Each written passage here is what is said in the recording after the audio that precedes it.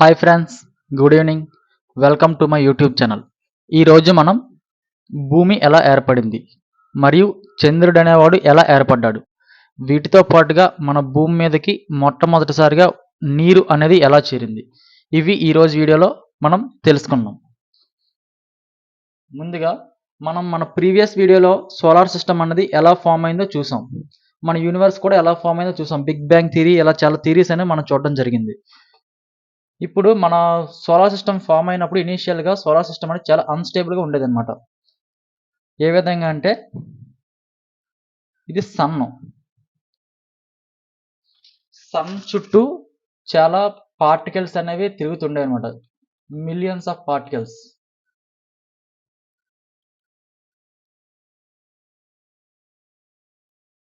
ఎందుకు తిరుగుతుండేవి? Because of gravity.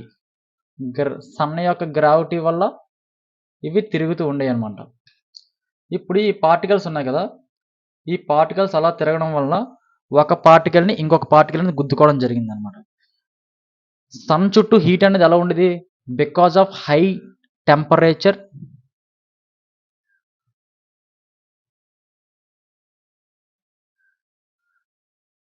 Lot of heat is generated.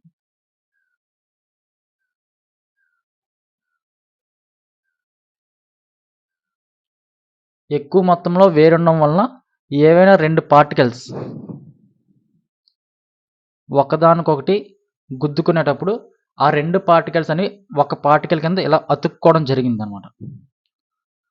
ఒక పార్టికల్ కింద స్టిక్ అవ్వడం జరిగింది. ఈ విధంగా ఇక్కడ ఉన్న పార్టికల్స్ అనేవి చాలా పార్టికల్స్ అండర్ కొలిజన్ జరిగినప్పుడు ఇలా మల్టిపుల్ పార్టికల్స్ అనేవి ఒకటి పెద్దగా అవ్వాయి, ఇంకోటి మళ్ళీ పెద్దగా అవ్వడం వలన ఈ విధంగా చాలా పార్టికల్స్ అనేవి పెద్దగా అవ్వడం జరిగింది. ఇప్పుడు ఈ పార్టికల్స్ అన్ని మళ్ళీ ఒకదానికొకటి గుద్దుకోవడం వల్ల ఒక సింగిల్ పార్టికల్ కింద మళ్ళీ ఏర్పడింది అన్నమాట. సింగిల్ పార్టికల్ కింద ఏర్పడడం జరిగింది. మళ్ళీ ఎలాంటి పార్టికల్స్ మళ్ళీ అలా అండర్గోస్ మల్టిపుల్ కొలిజన్ చాలా ఎక్కువ సార్లు అలా గుద్దుకోవడం వల్ల వీటి యొక్క మాస్ అనేది the size of the particle increase అయింది.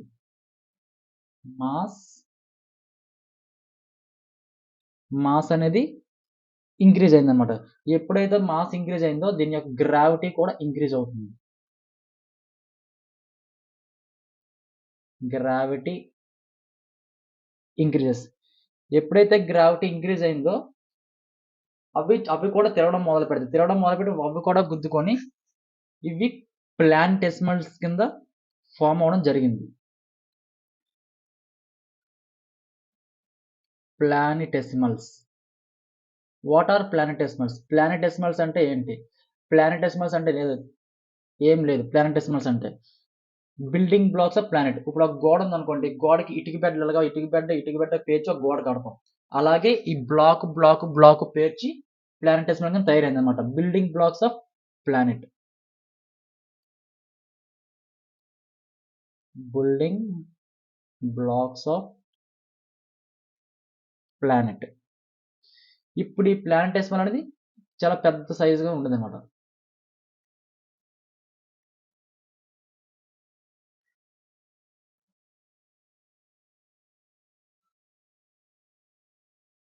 ఇలాంటి మల్టిపుల్ ప్లానెటెసిమల్స్ అనేవి కొలైడ్ అవడం వలన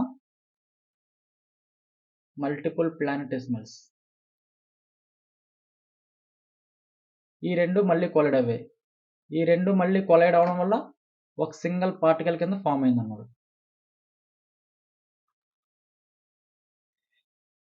ఆ విధంగా ఫామ్ అయిన పార్టికల్నే మనం ఎర్త్ అని పిలుస్తాం. This is known as earth. This is how earth is formed. ఈ విధంగా ఎర్త్ అనేది ఫామ్ అయింది. ఇనీషియల్గా ఎర్త్ అనేది ఫామ్ అయినప్పుడు ఏ స్టేట్లో ఉండేది? Liquid, solid or gaseous. Sun చుట్టూ చాలా హై టెంపరేచర్ ఉందని చెప్పుకున్నాం కదా. Because of very high temperature earth is in the molten state. Molten state అంటే ఏంటి? లిక్విడ్ కాదు, సాలిడ్ కాదు. సపోజ్ ఇప్పుడు మనం ప్లాస్టిక్ కాల్చాం అనుకోండి, ప్లాస్టిక్ కాల్చితే ఏ విధంగా వస్తుంది? కరిగినప్పుడు సాగినట్టుగా వస్తుంది కదా, దాన్నే మోల్టెన్ స్టేట్ అంటాం. ఈ థియరీని ఈ థియరీని ఏ విధంగా చెప్పడం జరుగుతుందంటే, ఈ థియరీ పేరు వచ్చేసి accretion theory.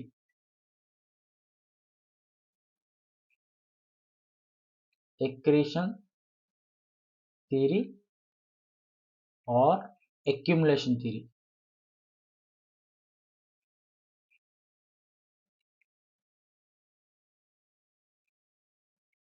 This theory talks about the formation of sun. Accumulation అంటే ఏంటి? ఒకదాని దగ్గర ఒకటి చేరడం అన్నమాట. ఈ విధంగా మన ప్లానెట్ ఎర్త్ అనేది ఫామ్ అవడం జరిగింది.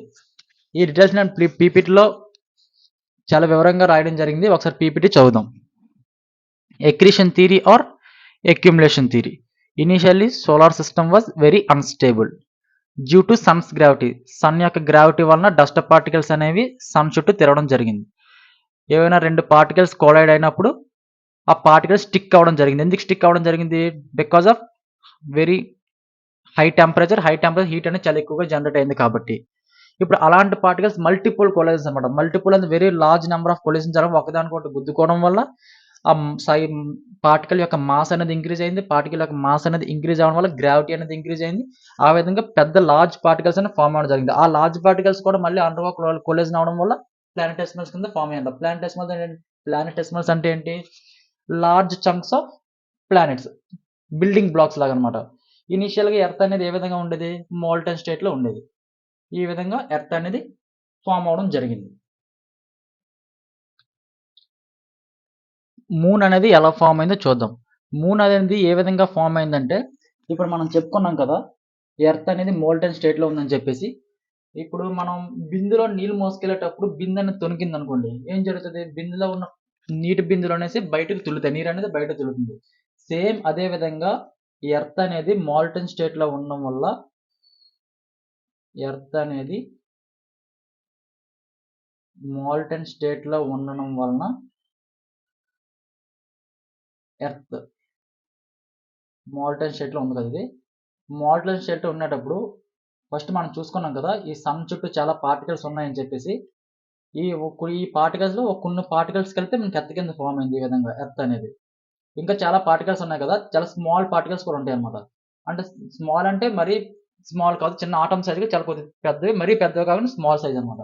ఈ సైజ్ పార్టికల్స్ కూడా మళ్ళీ గ్రావిటీ తిరగడం వల్ల వచ్చి ఈ ఎర్త్కి అనేది ఆ స్మాల్ పార్టికల్స్ అనేవి మళ్ళీ వచ్చి ఈ విధంగా గుద్దుకోవడం జరుగుతుంది. ఈ విధంగా గుద్దుకునేటప్పుడు ఏదైనా మన నీటి బిందెని అనేది మనం గుద్దితే ఏమవుతుంది? దాంట్లో నీటి బిందులు బయటకు వస్తాయి కదా. సేమ్ అదే విధంగా ఈ పార్టికల్స్ అనేవి ఎర్త్ని వచ్చి ఢీకొనడం వలన ఈ ఎర్త్ అనేది ఏ ఫామ్లో ఉండేది? లిక్విడ్ ఫామ్లో ఉండేది. సారీ, మోల్టన్ ఫామ్లో ఉండేది. మోల్టన్ ఫామ్లో ఉండడం వల్ల ఎర్త్ అనేది తొనకడం జరిగింది, షేక్ అవడం జరిగింది. ఆ షేక్ అవడం వల్ల ఏం జరిగిందంటే, హెవియర్ పార్టికల్స్ అంటే వెయిట్ అనేది ఎక్కువగా ఉన్న పార్టికల్స్ అనేవి టువర్డ్స్ సెంటర్, హెవీ పార్టికల్స్ నిఫి అంటాం, నికిల్, ఐరన్, ఈ రెండు పార్టికల్స్ కోర్ సెంటర్కి వెళ్ళిపోవడం జరిగింది. లైటర్ పార్టికల్స్ సిలికాన్, అల్యూమినియం, ఈ రెండు అనేవి towards the out side of the core. Out side of the core is nothing, crust, బయట అవుటర్ పోర్షన్స్ అనేవి రావడం జరిగింది అనమాట. Silicon, aluminium. ఇప్పుడు నెక్స్ట్ ఏం జరిగిందంటే,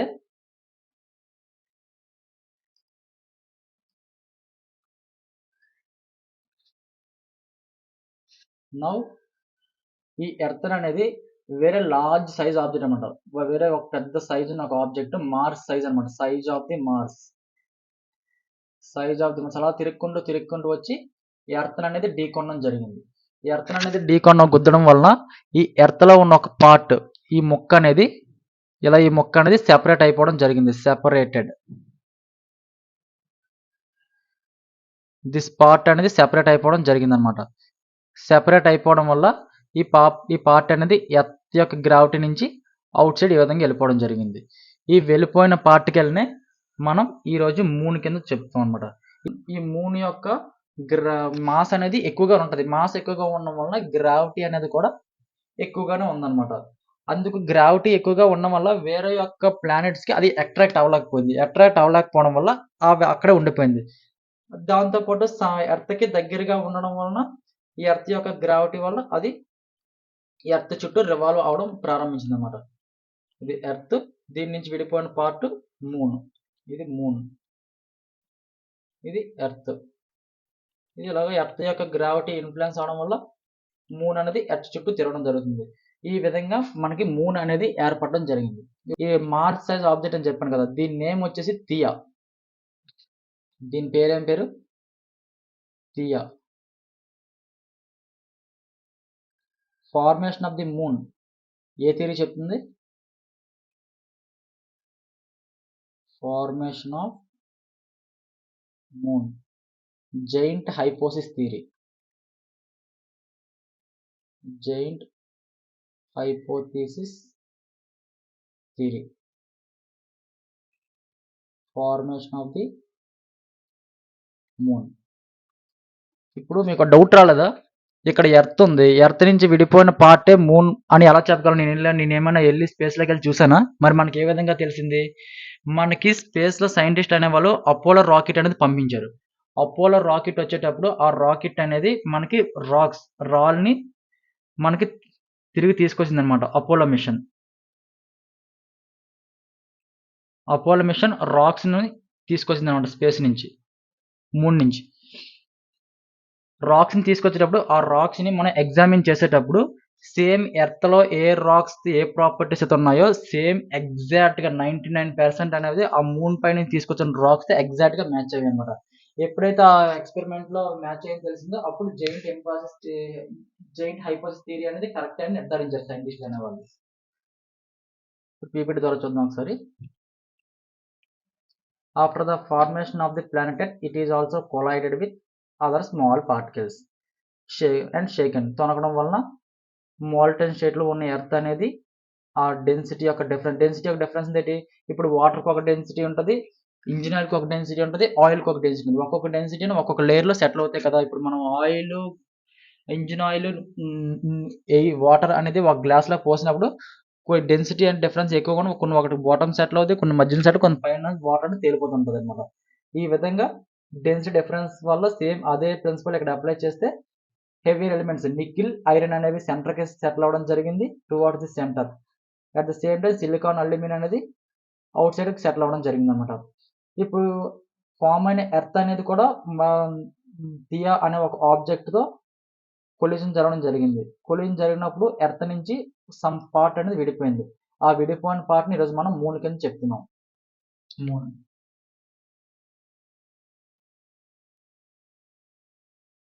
ఈ విధంగా మూన్ అనేది ఏర్పడింది. By the way, moon is the only natural satellite of the earth. What is satellite? Satellite అంటే ఏంటి? శాటిలైట్ అంటే ఆబ్జెక్ట్స్ ఆర్బిటింగ్ ద ఎర్త్.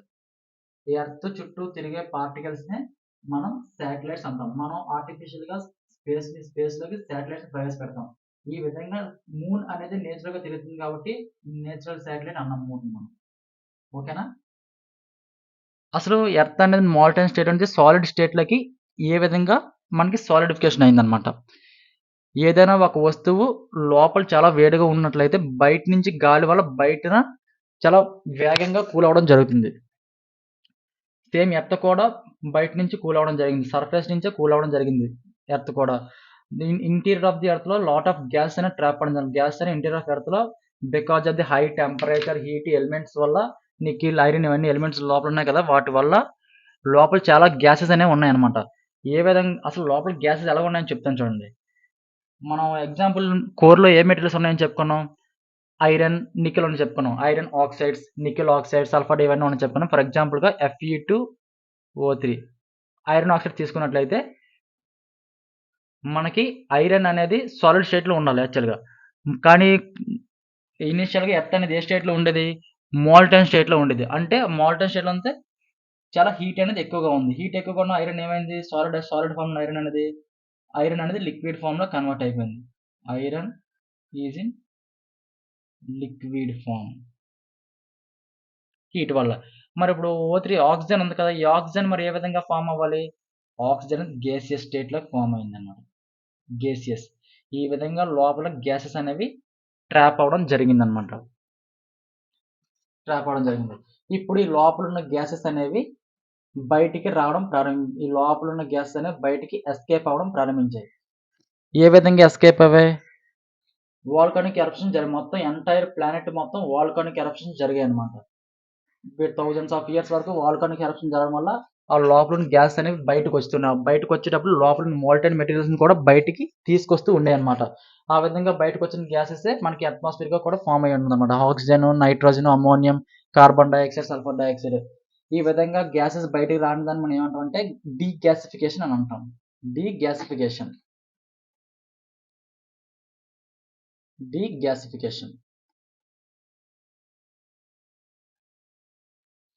ఈ విధంగా మనకి డీగ్యాసిఫికేషన్ జరగడం జరిగిందనమాట.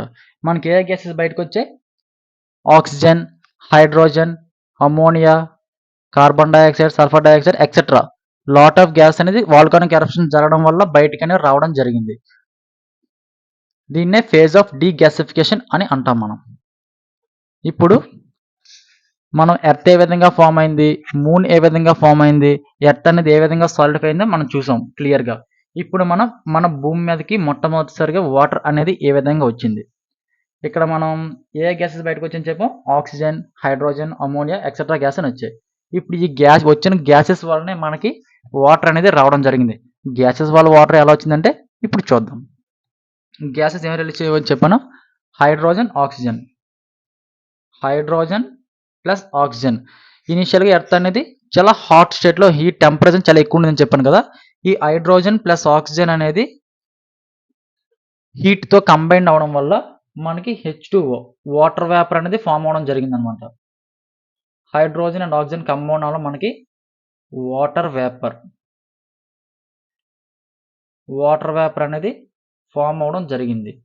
ఈ వాటర్ వేపర్ అనేది ఫామ్ అవడం వలన మనకు తెలుసు క్లౌడ్స్ ఏ విధంగా ఫామ్ అవుతాయి. క్లౌడ్స్ అనేవి సర్ఫేస్ టెంపరేచర్ అనేది హీట్ అవడం వలన వాటర్ కూడా హీట్ అవి ఆ వాటర్ నుంచి వచ్చిన వేపర్ అనేది మనకి క్లౌడ్ కింద ఫామ్ అవుతుంది.